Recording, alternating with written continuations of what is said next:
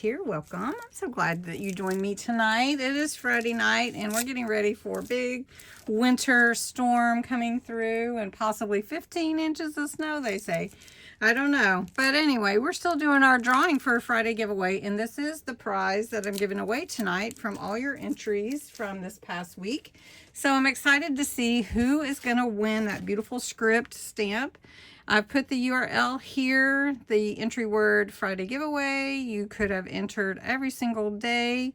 And now we are going to get the entries. And there were 104. Amazing. That's great. Okay, so I am going to start the random comment picker.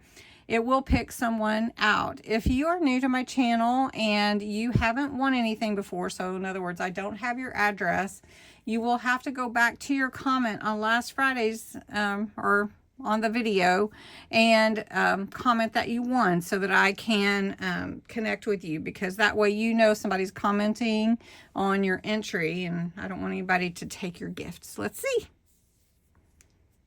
It is Connie. Connie, you won. Congratulations.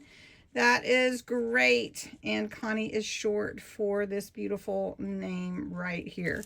And I am so excited that you won. You don't have to do any of that because I do have your address.